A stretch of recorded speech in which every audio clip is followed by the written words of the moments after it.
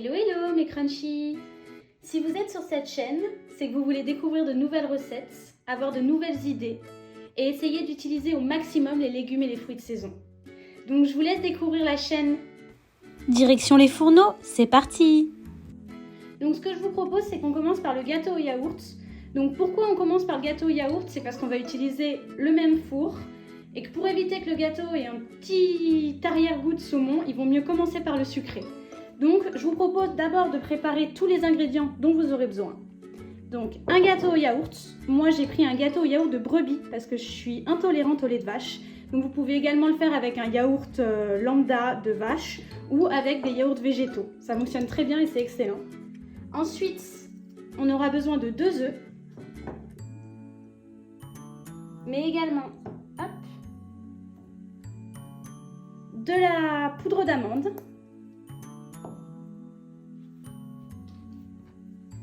4 belles poires, du sucre,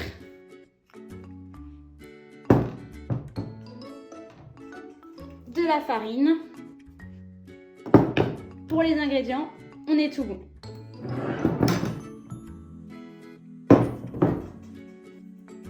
On va passer aux ustensiles maintenant. Donc vous aurez besoin d'un cul de poule, d'un fouet, de 2 grandes cuillères, mais également d'une planche à découper et d'un couteau.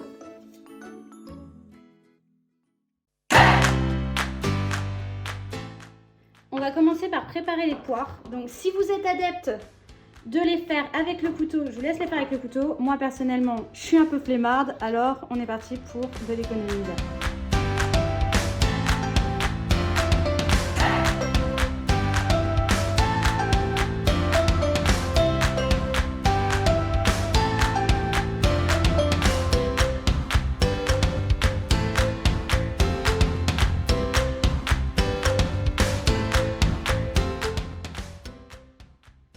Une fois que vos poires sont bien épluchées, on va passer à la découpe.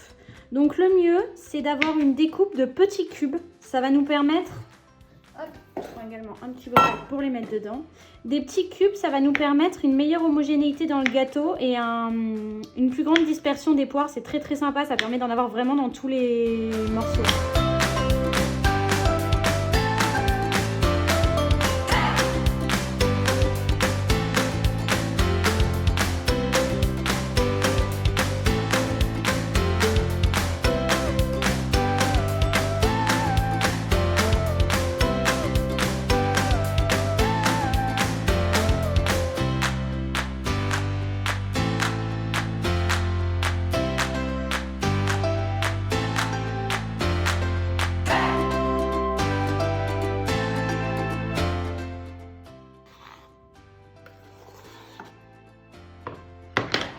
Bon, maintenant que le plus fastidieux est fait, on passe au plus amusant. C'est parti. Donc on commence par mettre un demi-sachet de levure chimique.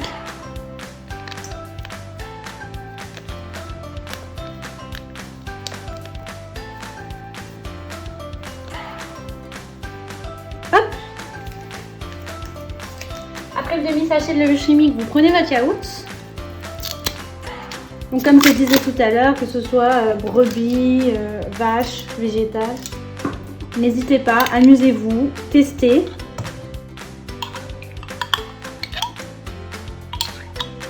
Donc je vous ai proposé de prendre 2 cuillères parce qu'on a des ingrédients humides et des ingrédients secs. Donc ce sera plus simple au moment du remplissage du pot. Donc on vide bien le pot. Hop. Et voilà.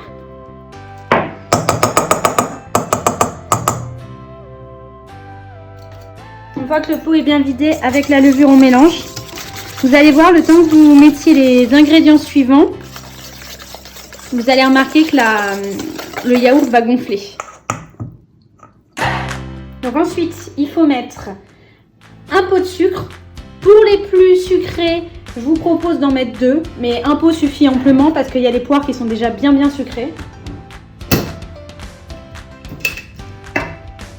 Donc vous prenez votre sucre, la cuillère sèche cette fois-ci, ce sera plus simple. Et c'est parti. Donc là encore pareil, moi je mets du sucre blanc, mais vous pouvez mettre du sucre de canne, c'est super bon, ou encore du sucre de coco.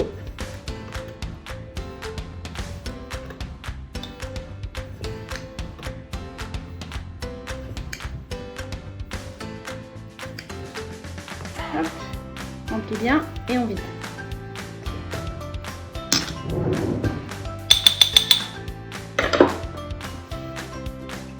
Une fois qu'on a mis le sucre, on mélange.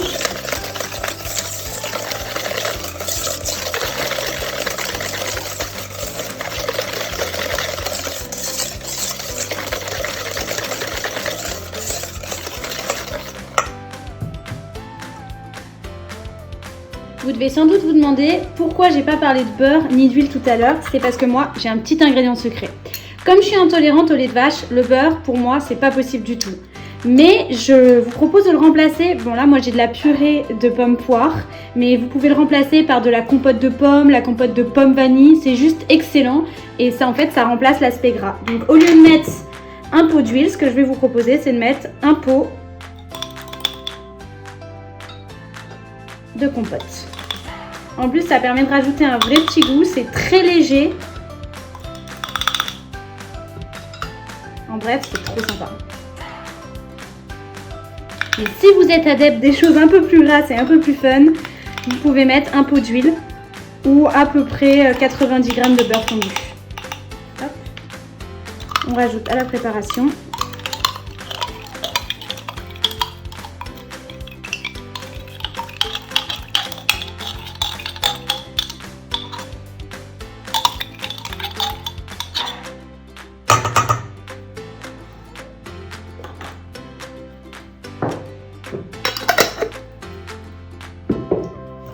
Et on mélange.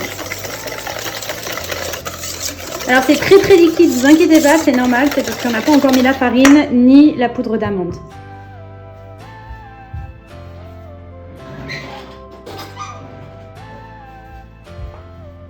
Donc maintenant on va passer à la poudre d'amande.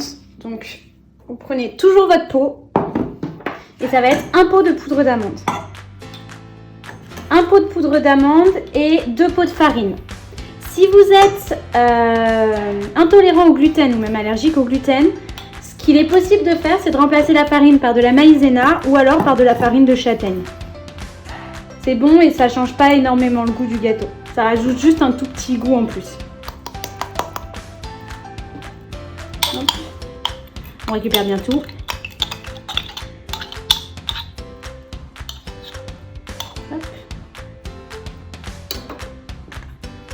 Et on rajoute 2 pots de farine.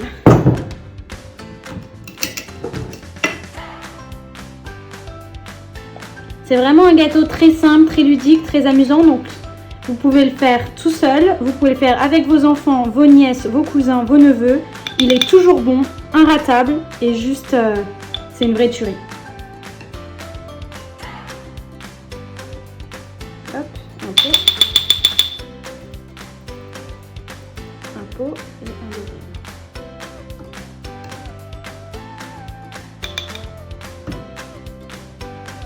Pendant ce temps-là, je vous propose de faire chauffer votre four à 180 degrés et on le montera à 200 degrés juste avant d'enfourner.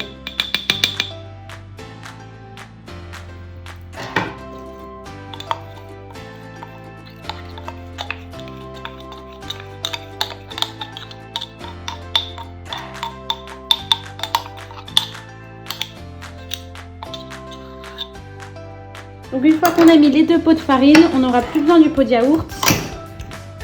C'est fini. On mélange bien.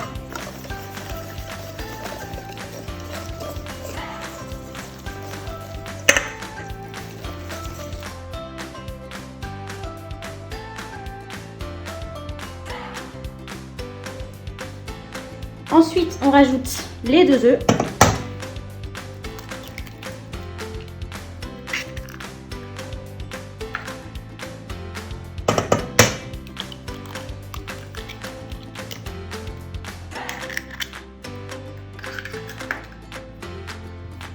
On mélange bien.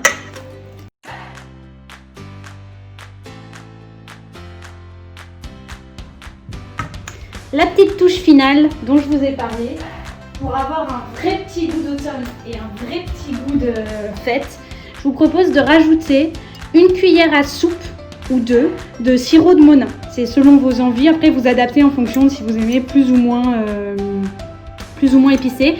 Donc c'est le sirop de Monin au pumpkin spice. Il est juste super bon. Vous pouvez le mettre dans du thé. Vous découvrirez aussi sur mon Instagram la recette du pumpkin spicy latte de chez Starbucks. Et c'est ça l'ingrédient miracle. Donc après avoir mis le sirop, on rajoute nos petites poires et on mélange.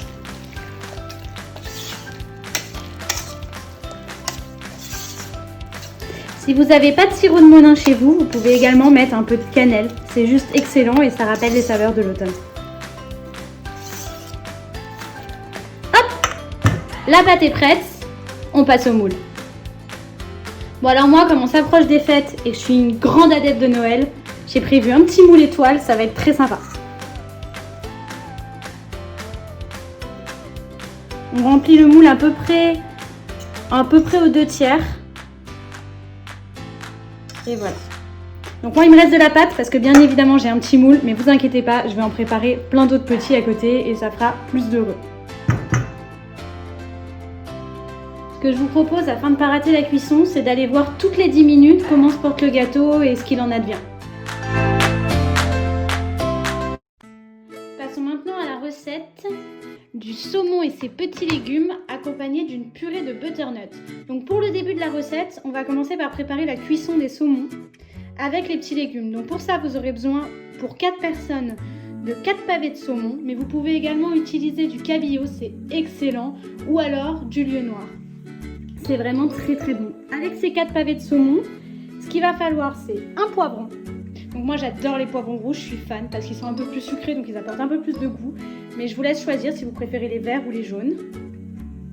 Avec cela, on aura besoin d'un oignon. On n'utilisera que la moitié. On utilisera l'autre moitié pour la purée. Et pour finir, 3 tomates. C'est vraiment très simple, très rapide et efficace. Ça fait plaisir, c'est excellent et c'est très léger. Ce qu'on peut imaginer, c'est qu'on a des enfants à la maison. Et pour les enfants, les petits légumes et la purée de butternut peuvent très bien accompagner des poissons panés, si jamais ils n'aiment pas du tout le poisson frais. Donc commençons. Donc on aura besoin d'un plat qui va au four, mais également d'une planche à découper et d'un couteau. On va commencer par préparer le poivron. Donc bien sûr, au préalable, on le lave.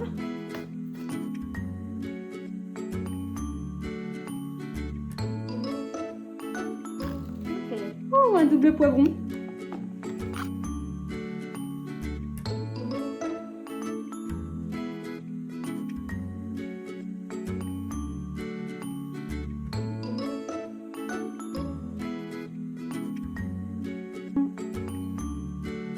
Une fois qu'on a fini de découper les poivrons, on va passer aux tomates. Donc pour ça, juste des petites lamelles, ce sera très très bien.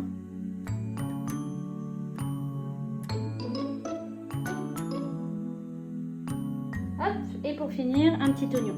Donc on prend que la moitié comme je vous ai dit.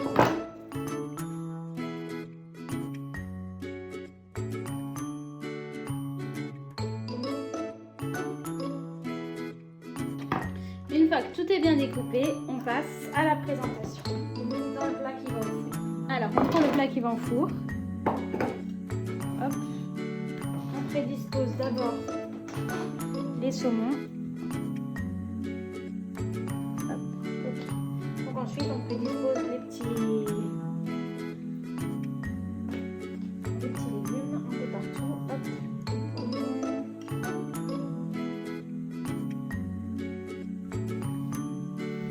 Ce que je vous propose, une fois que vous avez bien mis tous les poivrons, on va préparer ce qui va nous servir à badigeonner le saumon. Donc on prend de l'huile d'olive.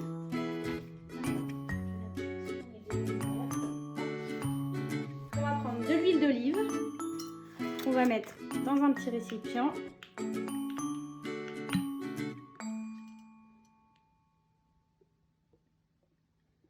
Hop. Voilà. Avec cette huile d'olive, on va rajouter du sel, du poivre. Moi, je suis une grande adepte du paprika. paprika également. Donc on va mettre du sel, du paprika, vous pouvez mettre du poivre, tous les assaisonnements qui vous tentent.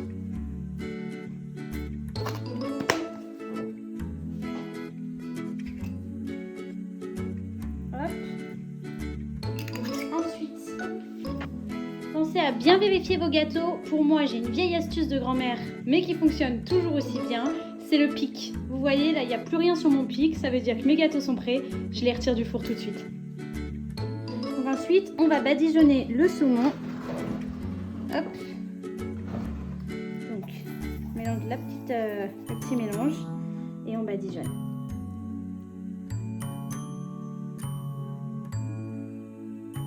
Ensuite, on rajoute les petits oignons et les tomates.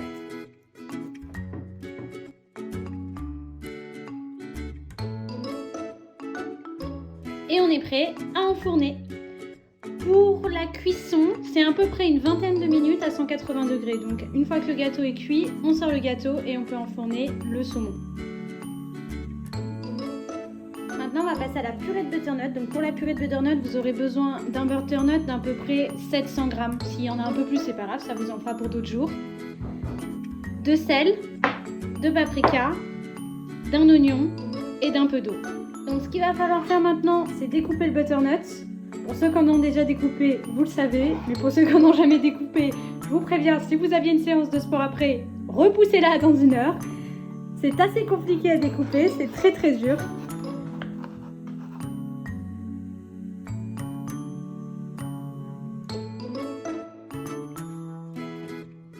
Je vais enlever les graines.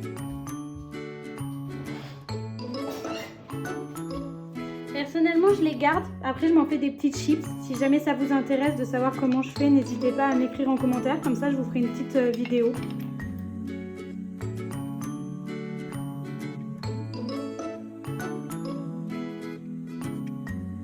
Pensez à bien vérifier la cuisson de votre saumon.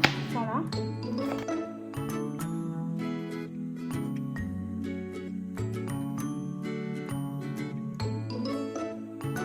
Une fois que les 700 grammes sont prêts, on va mettre de l'eau à peu près jusqu'à la hauteur des morceaux des butternuts. Donc maintenant, on va cuire ça à feu moyen pendant un bout de temps. Et en fait, il va falloir qu'après, quand on plante le couteau, il ressorte sans emmener le butternut avec nous. Donc pendant la cuisson, on va également mettre un petit peu de sel. Et également du paprika.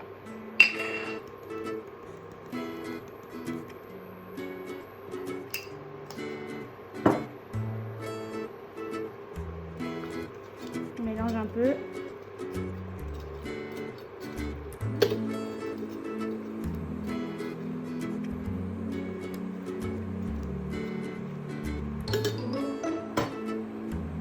On se retrouve quand c'est cuit. Donc on vérifie la cuisson et là on remarque que c'est cuit à la perfection, le couteau ressort. Donc ce qu'on va faire c'est on arrête. Donc ce qu'on va faire c'est qu'on enlève du feu, on arrête la plaque. Hop. On va enlever l'eau de la casserole et garder que le butternut. Une fois qu'on a retiré toute l'eau, on sort le mixeur plongeant et on met de la purée.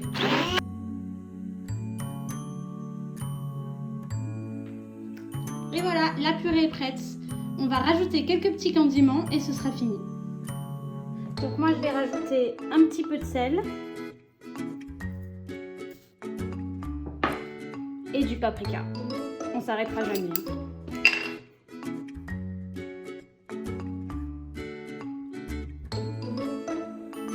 Hop. On ferme.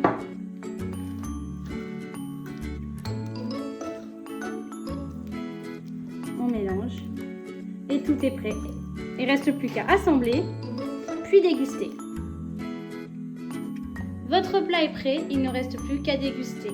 Un délicieux plat pour 4 personnes et il suffit de diviser par 2 si vous souhaitez être seulement en couple pour un bon petit repas en amoureux. Mais ce n'est pas tout. En dessert, profitez de votre excellent gâteau aux poires et aux saveurs de l'automne. Je vous remercie d'avoir regardé la vidéo jusqu'au bout. Je vous propose de vous abonner, de me suivre si ça vous a plu. Et également, pensez à actionner la petite cloche pour voir toutes les vidéos. Il y en aura une tous les lundis pour vous permettre de passer une excellente semaine et d'oublier que le week-end est fini. Je vous souhaite une bonne journée à tous, bon courage et cuisinez bien!